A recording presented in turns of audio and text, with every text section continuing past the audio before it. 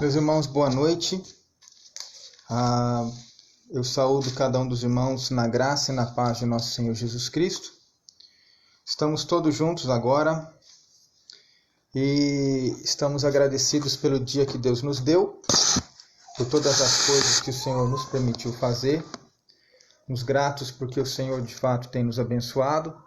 O Senhor tem feito coisas maravilhosas em nossas vidas.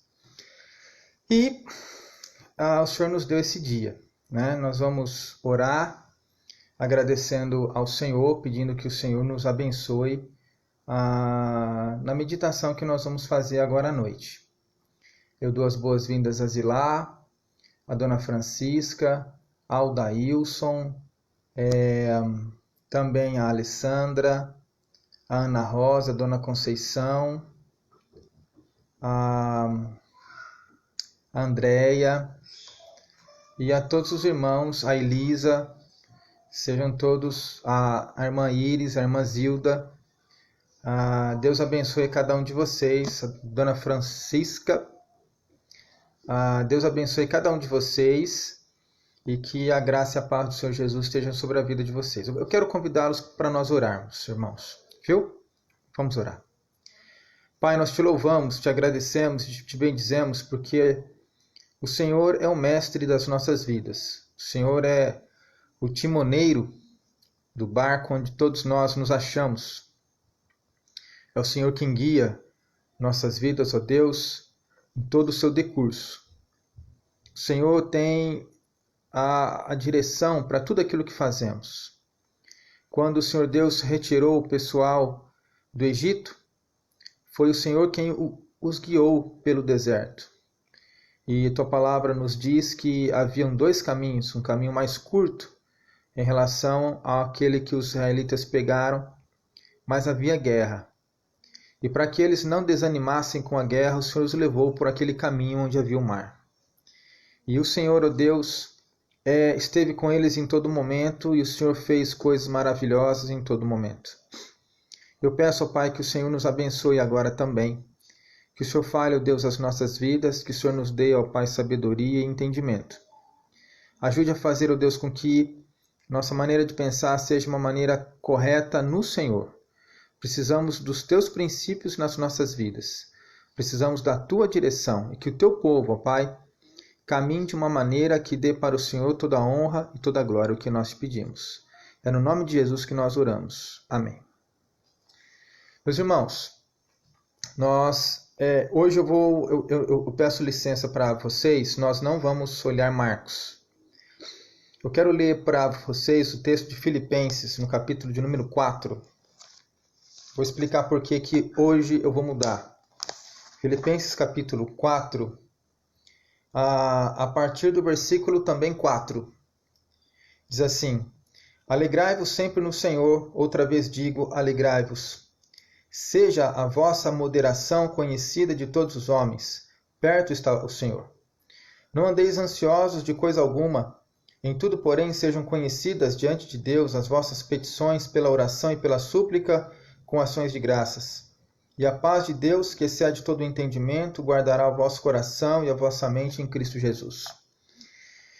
Eu tomei a liberdade de mudar o livro da nossa meditação hoje, tendo como fundamento a mudança no Ministério da Saúde feito agora à tarde, a demissão de um secretário, de um ministro, aliás, e agora o ato de ter um novo ministro. Então, uma cabeça regia o mastro de um jeito, agora o caminho será de outro. A primeira coisa que nos vem à cabeça, às vezes, é uma questão até de insegurança, porque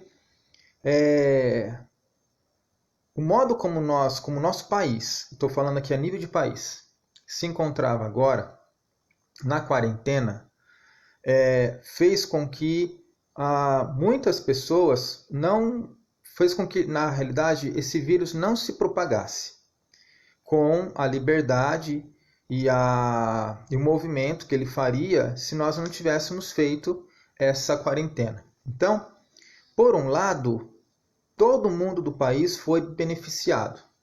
Todos. Por outro lado, a nossa economia ela apresentou muitas situações difíceis, ela apresentou um desafio, ela apresentou uma queda. E muitas pessoas começaram a sair prejudicadas por conta disso. Então, começou a nascer um embate. E é sobre esse embate que eu quero falar. Até mesmo entre os cristãos, eu estou percebendo que existem dois grupos. E esses dois grupos estão perdendo, ao meu ver, a noção daquilo que Jesus nos chama para fazer. E nós precisamos ter muito cuidado com relação a isso. Porque quando nós olhamos para a carta de Paulo aos Filipenses, os filipenses não estavam em paz. A igreja do Senhor ela era duramente perseguida nessa época. E ela sofria sanções também.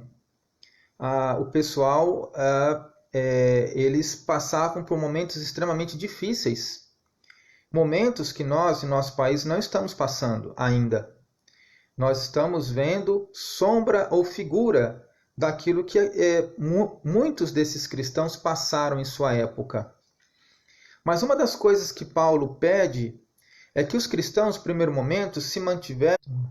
Ele pede que eu tive uma interrupção, não sei se houve interrupção da parte de vocês também, mas eu vou recomeçar.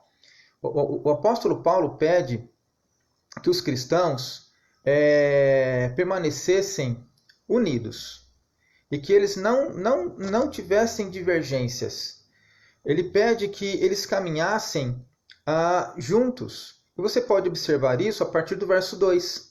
Ele diz: rogo a Evódia e rogo a Sinti que pensem concordemente no Senhor. Pensar concordemente é ter concordância.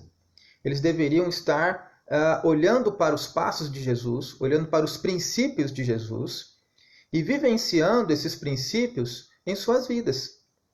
Então aqui ele diz ainda, no versículo 3, a ti, fiel companheiro de jugo, também peço que as auxilies, pois juntas se esforçaram comigo no Evangelho, também com Clemente e com os demais cooperadores meus, cujos nomes se encontram no livro da vida. Ele pede ajuda, provavelmente da pessoa que estava aqui, a liderança da igreja de Filipos, para que auxiliasse essas irmãs a pensarem concordemente, a estarem unidas no mesmo pensamento. Paulo não vai pedir isso para o mundo, porque o mundo tem uma visão completamente distinta da visão que deve ser a visão da igreja, porque Cristo morreu pela igreja. A igreja existe por causa de Cristo.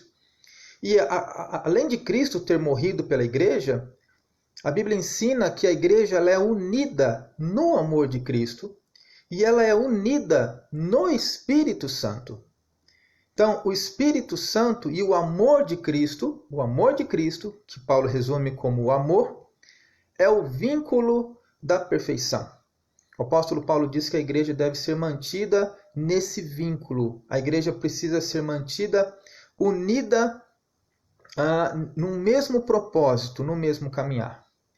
Diante disso, irmãos, eu preciso colocar para os irmãos que nós precisamos, à luz de qualquer coisa que venha a acontecer agora. Eu achei muito interessante a fala do ministro que assumiu. E ele disse, em determinado momento, que a despeito de estar mudando a trajetória, a maneira como tudo foi feito até agora, ele falou uma palavrinha muito interessante. Ele disse: tudo é experimental, porque ninguém nunca viveu isso. Tudo são tentativas, são experiências. Pode ser que a situação vai ser traçada na mente humana de uma maneira e venha a se desenvolver de outra maneira. Então, nessa hora que as circunstâncias difíceis batem à porta de todas as pessoas, há um grupo daqueles que podem ficar em casa, há um grupo daqueles que talvez ficar em casa fica mais difícil e no momento mais imediato, mas ficar difícil economicamente é para todo mundo, porque está todo mundo interligado. Não existe uma área a despeito de outra área. Não existe uma realidade financeira a despeito de outra realidade financeira. Nós somos um país só. Salvo se alguém tiver muito dinheiro no banco, mas muito mesmo, que dê para passar aí um tempão sem ter que pedir ajuda para ninguém, salvo este, todos os outros estão exatamente no mesmo barco. E os cristãos, eles precisam ter um pensamento diferente diante da situação que nós estamos vivendo. O cristão não pode pensar como o mundo pensa. O cristão não pode defender a mesma coisa que o mundo defende. O cristão não pode levantar a mesma bandeira que o mundo levanta. O cristão precisa ter uma posição diferente. O cristão precisa olhar para Cristo e se lembrar que Deus está no controle de todas as coisas. O cristão precisa observar os princípios bíblicos e desenvolver a sua vida nos princípios bíblicos. E uma das coisas que a Bíblia nos ensina é que nós precisamos saber e aprender a viver na dependência de Deus. Há situações com as quais são inéditas para todos. Absolutamente inéditas. A geração que está vivendo esse caos aqui agora nunca viveu isso antes.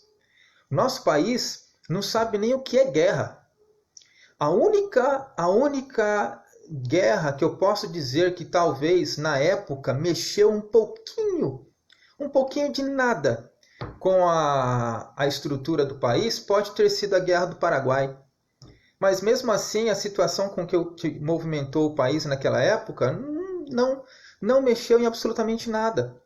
Nosso país não sabe o que é passar por lutas verdadeiramente difíceis que coloca todo mundo numa situação de sítio, numa situação de guerra, como os outros povos que viram bombas caírem sobre suas casas, que viram pessoas mortas jogadas no chão, que não tinha mais o que comer, o exército passando por cima dos seus lares, tanques de guerra, mísseis, balas para tudo quanto é lado.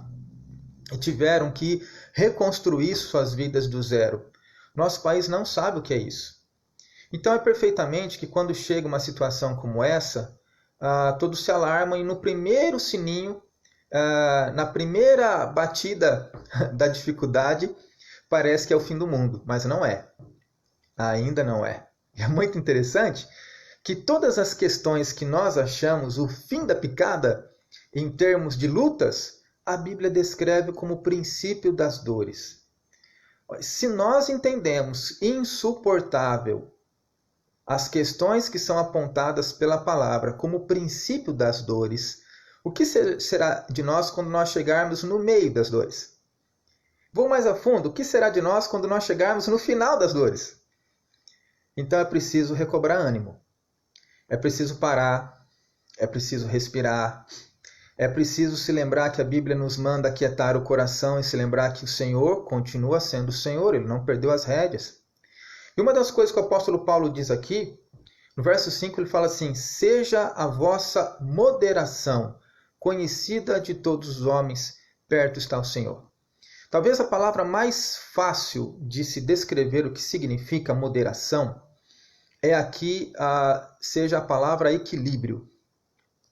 Mas esse equilíbrio relacionado à vida, a uma vida temperada de uma maneira correta, não tem nada a ver com o saber, não tem nada a ver com a formação, não tem nada a ver com gerenciamento, não tem nada a ver com dinheiro, não tem nada a ver com posição, não tem nada a ver se a economia vai bem ou se a economia vai mal.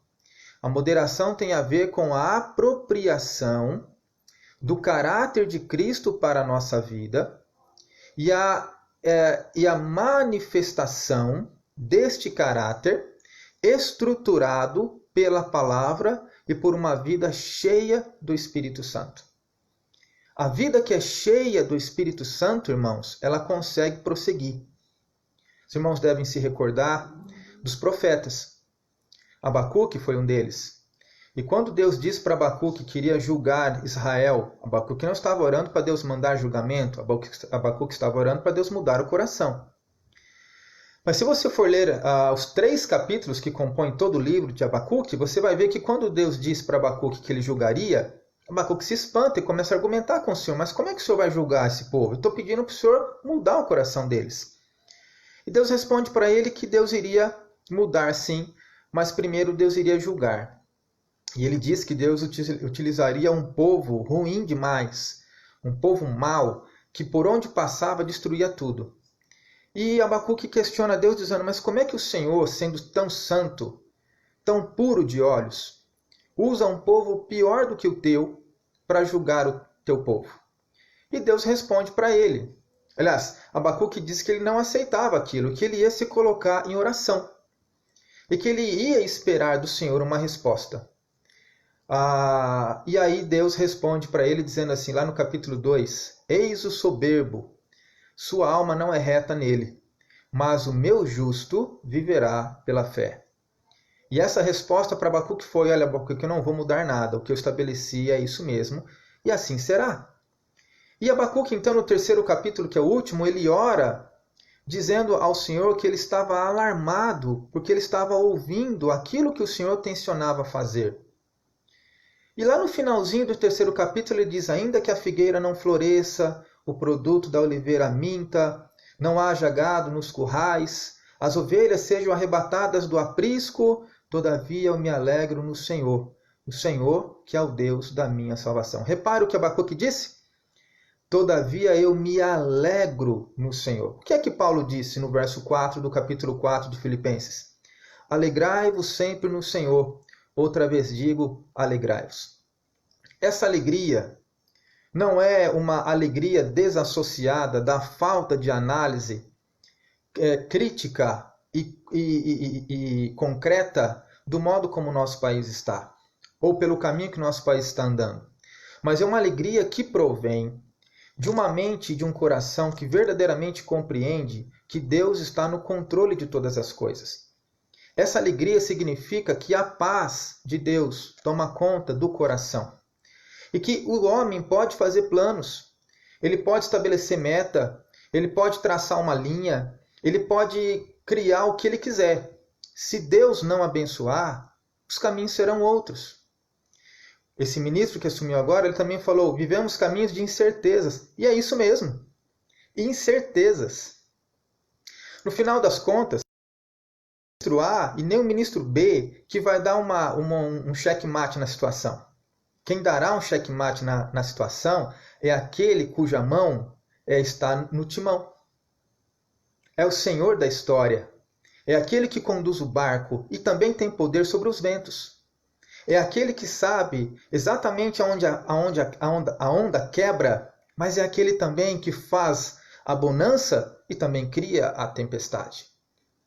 É aquele que pode fender o mar no meio. E é aquele também que pode parar o curso das águas de um rio na época das cheias. Não é homem nenhum. Então nós precisamos ter uma mentalidade diferente. Porque eu estou vendo que começou a ter... os cristãos começaram a se fragmentar. Nós não conseguimos respeitar ideias. Ideias existem, são muito bem-vindas. Mas o sucesso das ideias não está na cabeça que pensa. Está no Deus que abençoa. Se Deus não abençoar, não passam de ideias. O povo de Deus precisa ter a mesma cabeça, a mesma visão. O povo de Deus precisa estar unido. Então agora é hora de nós orarmos ainda mais. Nós não estávamos orando até agora. Continuemos a orar. Aprendamos a depender de Deus. Aprendamos a ver os milagres do Senhor.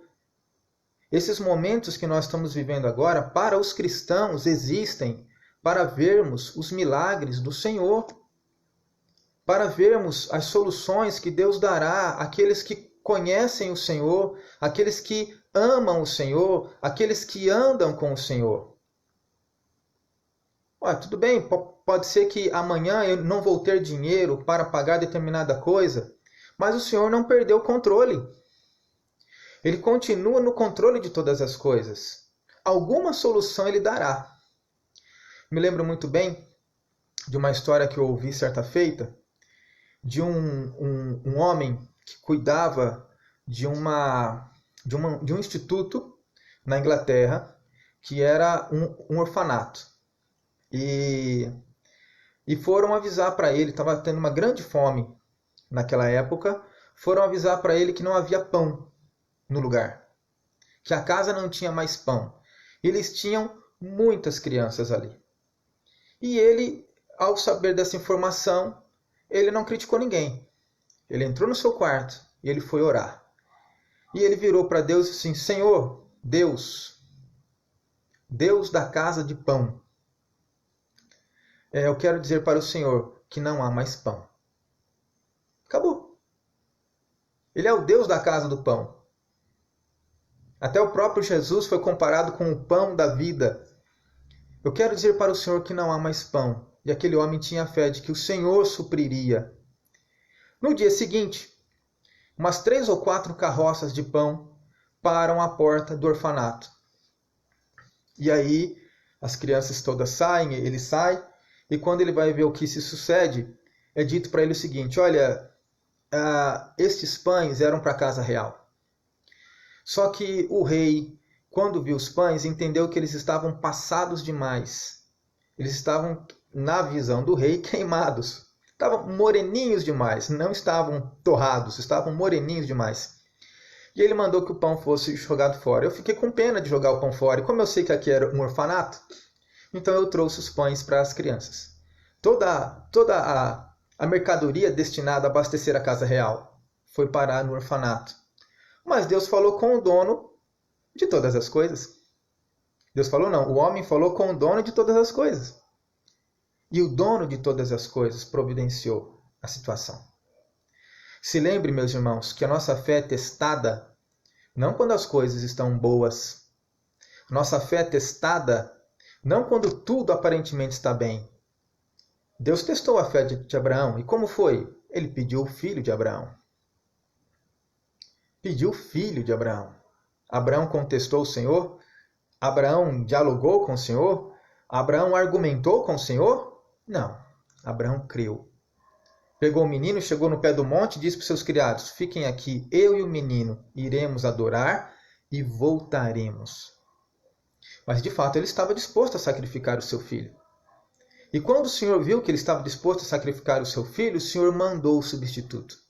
O cordeiro estava preso pelos chifres numa pedra atrás dele. Ele não viu o cordeiro ali, mas estava ali esperando por ele. Nossa fé é testada justamente nesses momentos.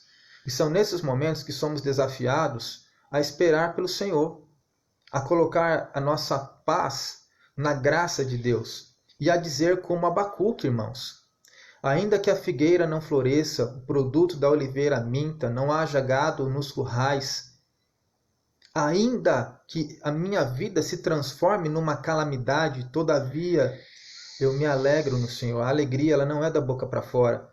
A alegria ela é evidenciada pelas atitudes.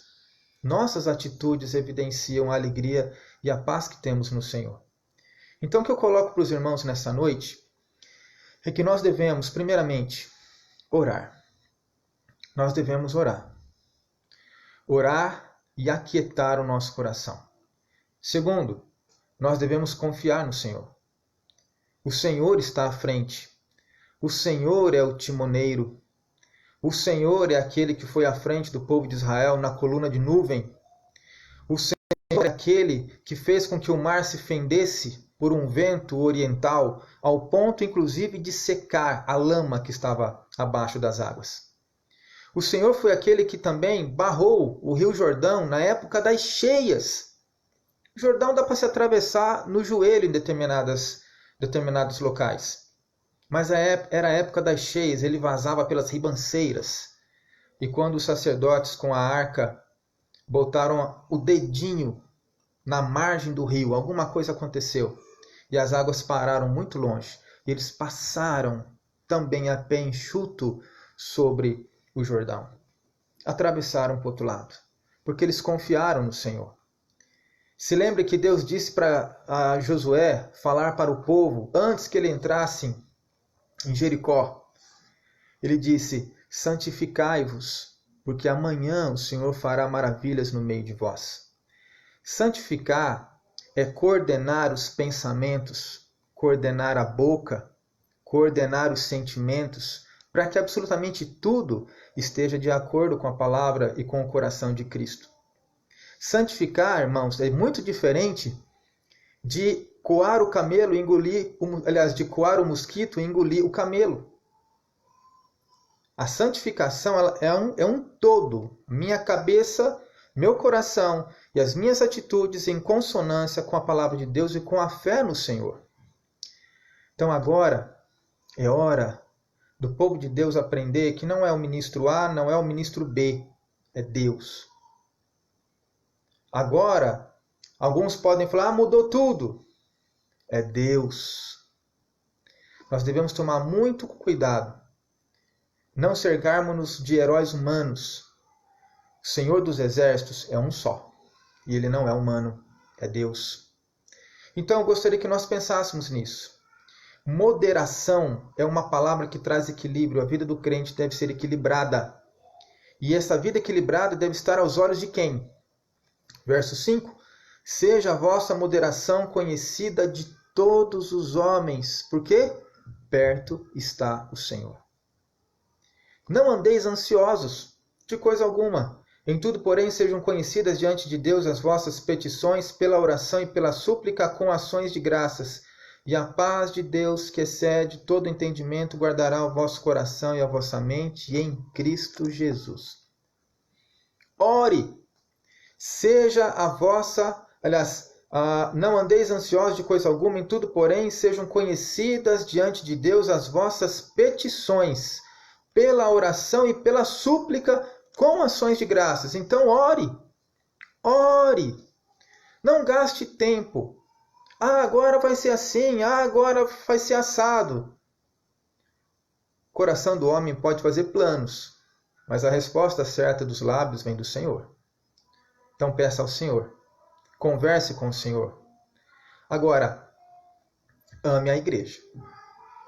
Não seja um divisor de águas na igreja.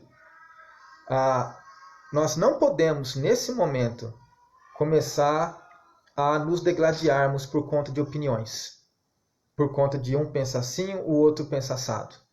Nós precisamos nos unir em oração. O povo de Deus não pensa como o mundo pensa. Não anda como o mundo anda. O povo de Deus anda como o Senhor determina. Salvo, nós não somos povo de Deus.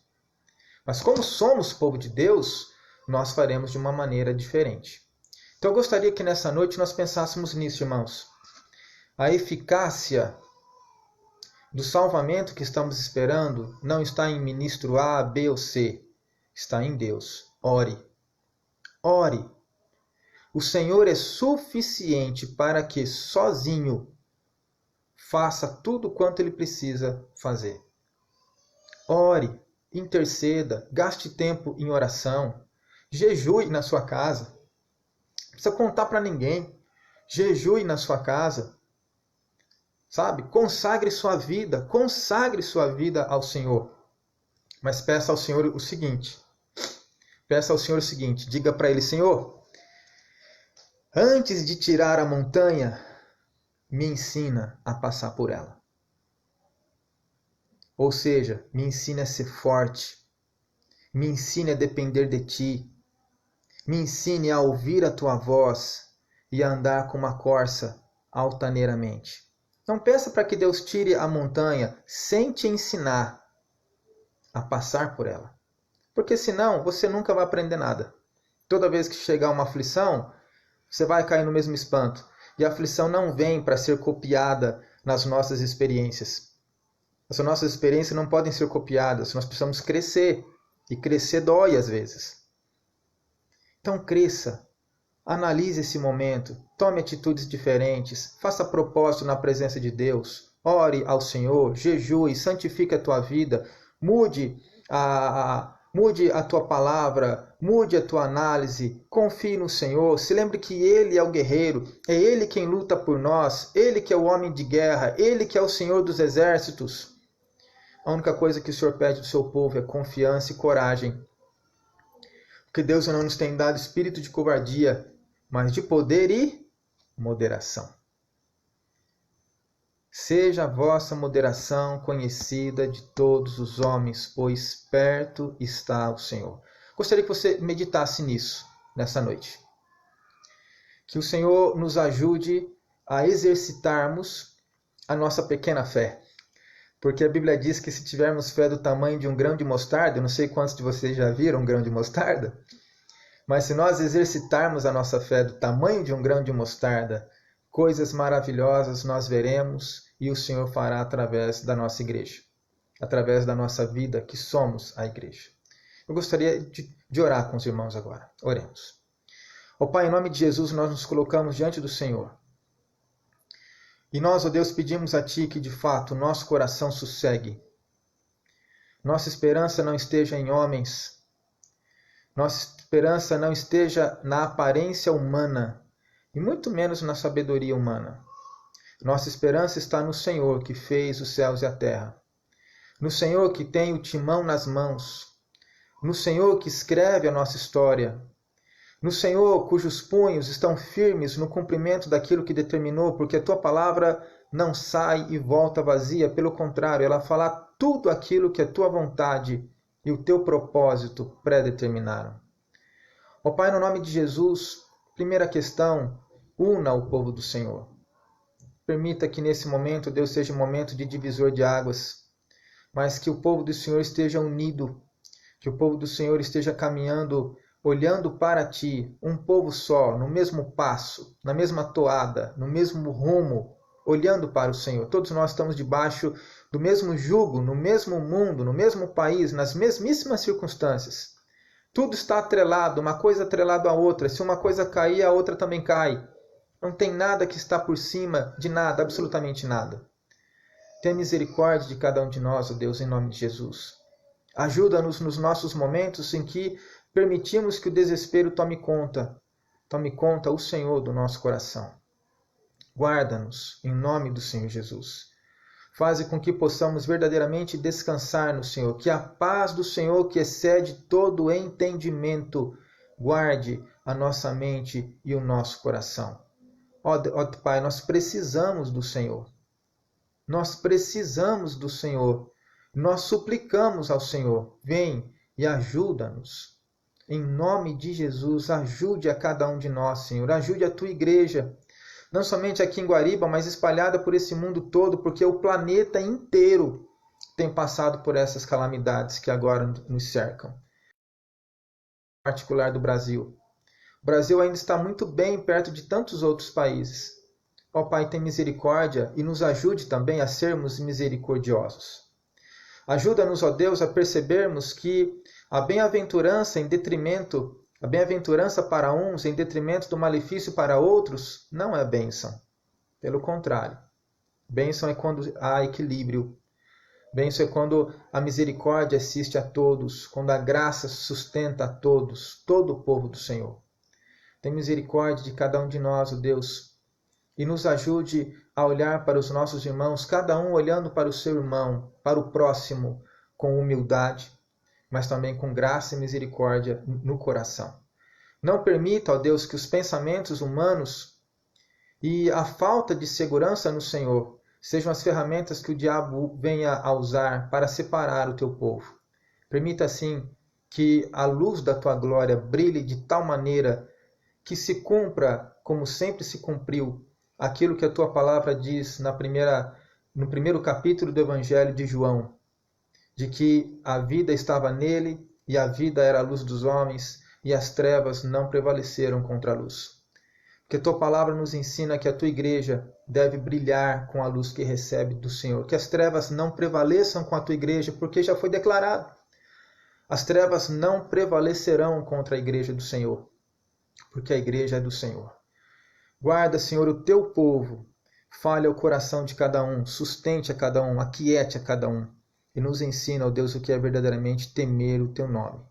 Levanta-te, Senhor, nós te pedimos, e defende, ó Pai, a Tua causa. Em nome do Senhor Jesus, brilhe com a Tua glória em nosso país, brilhe com a Tua glória no mundo.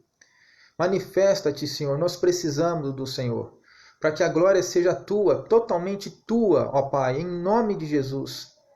Que nós possamos ver, ó Deus, como profeta, que viu no vale carros e carruagens de fogo, e ele pôde dizer, bem maior são aqueles que estão ao nosso redor do que aqueles que estão com o exército inimigo.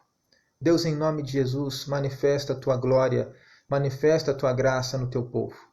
Em nome de Jesus que nós oramos. Amém. Meus irmãos, que Deus abençoe a vida de cada um de vocês. Que o Senhor possa dar a cada um de vocês paz. Que nós descansemos na presença do Senhor. Que nós façamos do Senhor, de fato, a nossa sombra e o nosso descanso. O Senhor é a nossa fortaleza. Deus abençoe a cada um de vocês. Tenham todos uma boa noite e até amanhã cedo. Daqui a pouquinho, às 8 horas, eu vou colocar o vídeo do estudo bíblico de Apocalipse. Deus os abençoe, irmãos. Até lá. Tchau.